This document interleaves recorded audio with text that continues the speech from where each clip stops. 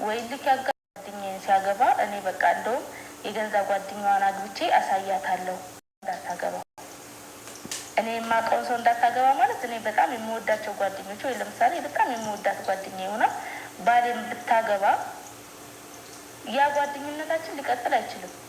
ወድቼሽ ምናምን ማለት ስለማልችል የእውነት ጓደኛ ለምሳሌ እህታችሁ እናንተ እያላችሁ የገንዘብ ባላችሁን አታገባ ምናልባት እዛም አሁን መጀመሪያ እንዳያችሁት ቤዛም ከህይወታችን ይውጡ ያሉት ማለት ነው ይውጡልኝ ያለው ግን ኦኬ እኔ ከህይወታችሁ እወጣለሁ ሙሉ ለሙሉ ንዴታን ያደረገችው አሁን መጀመሪያ እንዳያችሁት ቤዛም ከህይወታችን ይውጡ ያሉት ማለት ነው ይውጡልኝ ያለው ግን ኦኬ እኔ ሱመያ ሰይድ አዩን ሲያገባ እንደዚህ ልቧ አልተሰበረም። ግን አሁን ሮዛ ላይ በጣም ነው ልቧ የተሰበረው ማለት ነው። እና ያልጠበቀችው ያላመነችው ስለሆነ ነው መሰለኝ በጣም ከፍቷታል። አሰላሙ አለይኩም ወራህመቱላሂ ወበረካቱ። እንደውም ሌላ እምነት ተከታይ ሰላም እንዴት ናችሁ? የምወዳችሁ ማከብራችሁ ስለምታበረታቱኝ ጀዛከላህ ኸይር ጀዛ። ዛሬ ደግሞ እንግዲህ በተለመደው በሱመያ ቪዲዮ መጥቻለሁኝ። ያው ብዙን ጊዜ ያስተምራል እንማርበታለን ብዬ ነው ሁሉ ጊዜ እሱን ይዤ የምመጣው ማለት ነው። ያው የምትመቸኝ እሷ ናት። ለምን ሌላው አስመሳይ ውሸታም ቪዲዮ ስለሆነ ያው እሷ ትክክለኛ ያሉበትን ነገር በየቀኑ ስለምትለቅ ለዛ ነው እላችኋለሁ። ዛሬ ደግሞ በጣም ልቧ ተሰብሯል። ሮዛን ሰይድ ሊያገባ ካሰበ ጊዜ ጀምራ የኔ ኖርማን አይደለችም፣ አላመነችም። ለምን ሌላ ሰው ከሆነ ስለሷ ምንነት አያቅም። ኬት ጀምራ ኬት እዚህ እንደደረሰች አብዛኛው ሰው አያቅም። በተለይ አዩም ሆነች ሮዛም ሆነች ስለ ስደት ምንም የሚያውቁት ነገር የለም። ግን እናንተ ደግሞ ብዙን ጊዜ ስደት ላይ ያለን ሰዎች እኔ ስለ ስደት ሳወራ ራሱን ባይ ነው የሚመጣውና ስደት ላይ ሆናችሁ እንዴት ገንዘብ እንደምታገኙ ስንት መስዋዕት ከፍላችሁ አሟችሁ እንኳን መተኛት አትችሉም።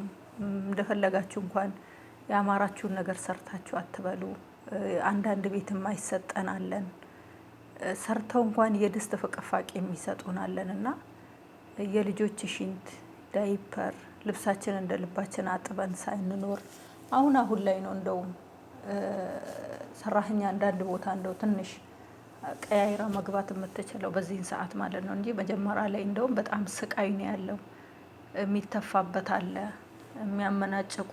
እኔ አንድ ጊዜ ሽንት የተደፋ ወርውሮ ሰውየው ሽንት በጀረኪና ነው የሚሸናውና ሲጣራኝ ልብስ እያጠብኩ ነበረ። ቀሳ ላይ የጮኸ ሽንት ቤት ውስጥና አልሰማሁትም። እንዴ ቆየሽ ብሎ ጀረኪናውን ሰጥቼው ነው የርኩት እንዲሸናበት። ሰውየው ፓራላይዝ ነውና እንዴት ቆየሽ ብሎ ሽንቱን ሳይከር ነው የወረወረብኝ ጊዜ አለና ልብሴ ላይ ፊቴ ላይ ነው እንዳለ የተረጨው ያ ሽንት እንትን ማለት ነውና ብዙን ጊዜ ስደት ላይ የምናሳልፋቸው ነገሮች እንደኛ ያን እሳት የረገጠ ሰው ብቻ ነው ለአረብ ሀገር ሴት እንዴቱና ገንዘብ እንደምታመጣ የሚገባው ማለት ነውና አሁን ላይ ስለ ሱመያ ወታ ባትናገርም ያ እመም መሰለኝ ሮዛን ሊያገባ ሲወስን እሷን ልታገባ ስትወስን ያ እመም ነው መሰለኝ ሱመያን እያቃጠላት ያለውና ቢያንስ ትረዳኛለች። ስደትን አይታለች፣ የስደትን እሳት ረግጣዋለችና ቢያንስ ትረዳኛለች።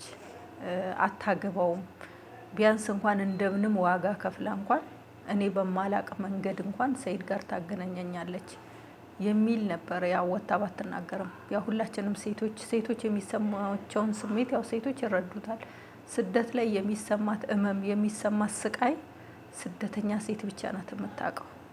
ረሃቡንም ችግሩንም ምን ያህል መስዋዕት ከፍላ ገንዘብ እንደምታገኝ ያን እሳት የረገጠች የአረብ ሀገር ሴት ብቻ ናት። እናንተ ለፍታችሁ ደክማችሁ በምታርፉበት ሰዓት እፈይ ብላችሁ ደስ ብሏችሁ አገር ገብታችሁ የተሻለ ኑሮ እኖራለሁ ብላችሁ ዋጋ የከፈላችሁለትን ኑሮ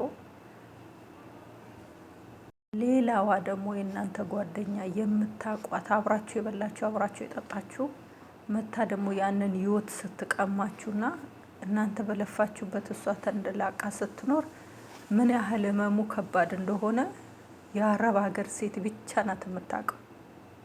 የአረብ ሀገር ሴት ብቻ ናት የአረብ ሀገርን ህመምና ድካም የምታውቀውና ሱመያ ያ ነው በሮዛ ላይ የተሰማት እንጂ ሰይድ በማግባቱ ባለማግባቱ አይደለም። ሌላ ሴት ቢያገባ ምንም አይመስለኝም። ያው እሷ ይጎዳታል፣ የዋህ ናት ምናምን ብላ በዛ ምክንያት መጣች እንጂ እመሟ ግን ይሄና ይሄ ነው። ወላሂ ነው የምላችሁ።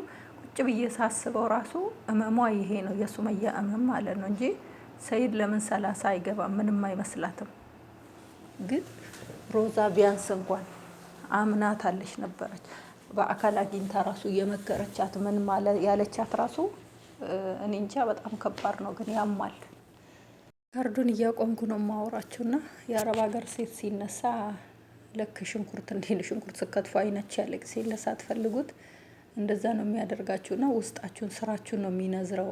የአረብ ሀገርን ሴት ስታስቡ ሱመያ አሁን ላይ እኔ እውነቱን ለመናገር ሱመያ ከመጀመሪያውም ታሳዝነኛለች እና ሰሞኑን ደግሞ የምትለቃቸው ቪዲዮ ፊቷን አይታችሁ እንደሆነ ፈገግታዋ ሁሉ ጠፍቷል።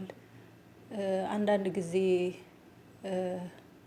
እንደ ሰው ሁናችሁ በተለይ በአረብ ሀገር ሁናችሁ የምንኖረው ሁላችንም እንደዚህ አይነት ህመም እንረዳዋለን። ከጎኗ ቤተሰብ የላት፣ ቤተሰቧ በጣም ሩቅ ናቸው። ከጎኗ ያለላት ወንድም የለ ወይ እህት የላት እና ብቻዋን ልጇ ጋር እየተፍጨረጨረች እየኖረች ነው። እና እኔ አላህ ለሱም ኢዳውን ይስጠው፣ ሌላ ምንም አንልም። አላህ ልብ ሰጥቶት ኢዳውን ሰጥቶት ወደ ራሱ ተመልሶ ማንኛውም ወንድ ሚስቱን የሚጎዳ ሚስቱን የሚያቃጥል የሚያሳርራትን ነገር እንዳያደርግ ለሁላችንም ወንዶች ምኞታችን ነው። ማንም ሴት ምናቃትም ማናቃትም ወንድ እንደዚህ ከሌላ ሴት ጋር ሲጃጃ እንደዚህ ከሌላ ሴት ጋር ሲማግጥ በጣም ነው ለሴት ከባድ ነው። ሴት ናት ለሁሉም ነገር ተጋላጭ። ልብ ድካም ብትሉት፣ ጨጓራ ብትሉት፣ ስኳር ብትሉት፣ የተለያየ በሽተኛ የምትሆነው ሴት በዚህ የተነሳ ነው። በዚህ በኩል ልጆቿን ታጠባለች። ጡት የምታጠባው ደሟና ስንት ነገሯን ስቦ ነው ጡት የምታጠባው። ትደክማለች፣ ትወልዳለች፣ አመጣ ብዙ መከራ አለባት። ያንን መከራ እያለባት ደግሞ የኔ የምትለው ሰው ደግሞ ከሌላ ሰው ጋር ሲጃጃል በቃ ወልዳለች የኔ ናት የትም አትሄድም እያሉ በሴት ላይ የሚጫወቱ ወንዶች ወላሂ ኢዳውን ይስጣችሁ፣ አላህ ኢዳውን ይስጣችሁና የሆነ ያን ነገር እንዳታደርጉ ደግሞ አላህ የሆነ ነገር ልባችሁ ላይ ያድርግ። የሆነ ጸጸት እመምራ ልባችሁ ላይ ያስቀምጥ። ሴትን የምትጎዱ ሰዎች እናንተ ስለተናገራችኋት፣ ስለመታችኋት፣ ስለሰደባችኋት አይደለም። የሴት ልጅ ህመም የምታየው ነገር ከምትሰማው በላይ ደግሞ የምታየው ነገር ይጎዳታል። ለሴቶች እስቲ ልቦና ይኖራችሁ፣ እስቲ አስቡላቸው። ሴት ልጅ ማለት እናትህ ናት፣ እህትህ ናት፣ ሚስትህ ናት፣ የልጆችህ እናት ናት። ፍሬ የምትሰጥህ ሴት ልጅ ናት።